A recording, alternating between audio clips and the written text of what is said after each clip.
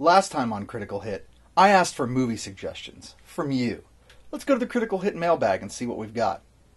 It's not much of a bag, really, so much as it is a couple of sheets of paper. Jill in Quakertown writes, "Hi, Critical Hit guy. Why are you so fat?" Well, Jill, that's not exactly what I asked for, is it? If you really must know, I've got a metabolic... You know what? I'm not going to answer this. Dude, I think you should do Prometheus. Sean from GovTown Live. Sean, yes, I am going to do Prometheus, but not today. I'm going to spoil the shit out of that thing, so I want to make sure everyone's had a chance to see it. It's out on DVD October 11th, so do your homework. It's coming up soon. Okay, last one. Let's hope there's something here or this thing isn't happening. Ryan, I think you should do Drive. I thought the movie was totally sweet. Good luck trying to say differently. Dan in State College. Dan, it's not bad.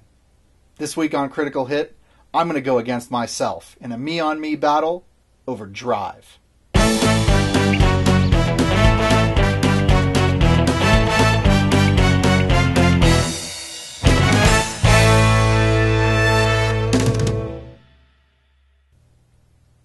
I'm Ryan Frost.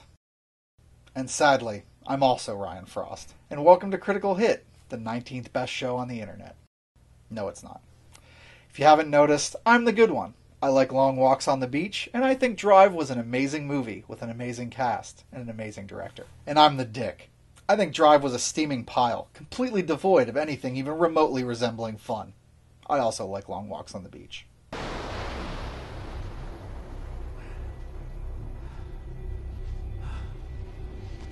Bad Ryan, how can you possibly think that about Drive? I fell asleep a dozen times, for one. This film is slow. Every shot lingers. Every expression is frozen in time. It takes 50 minutes for it to even go anywhere. It's called suspense, asshole. Director Nicolas Winding Refn is a modern master of tension. The entire first half of the film is a single crescendo that gets you close to the characters and builds the anticipation up to the cathartic bloodbath that sets the pace for the rest of the movie. And let's not forget that intro sequence. The getaway from a crime scene that devolves into a police helicopter chase. It's really one of the most exciting 10 minutes of the film, and sets the tone for everything else that follows. Base to Air 3. Any sign of that program follow? Air 3 to base. Negative.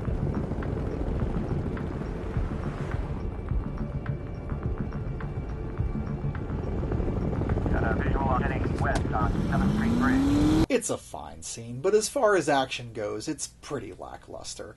And I'm sorry, did I hear you say something about getting close to the characters? Everyone in this movie is a cardboard cutout. One of the best casts in recent memory, and it's squandered on deadpan stares. Why would you even hire Ron Perlman and Bryan Cranston and Albert Brooks and Ryan Gosling and Carey Mulligan if you were just going to have them gaze off at walls? I've seen British period pieces with more life than this. You know, Bryan Cranston, he's a proven badass, but they waste him as a gimpy sidekick, and Ron Perlman, he's just a goon that happens to have some lines.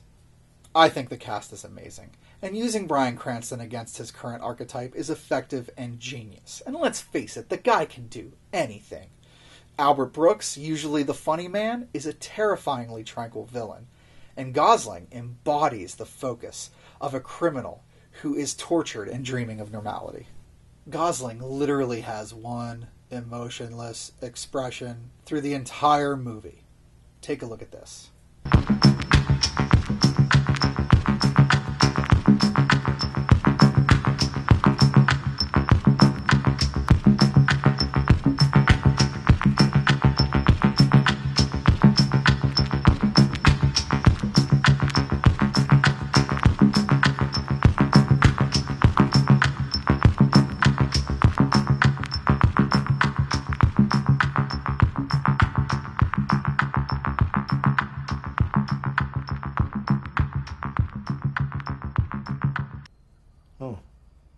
It's what the role calls for.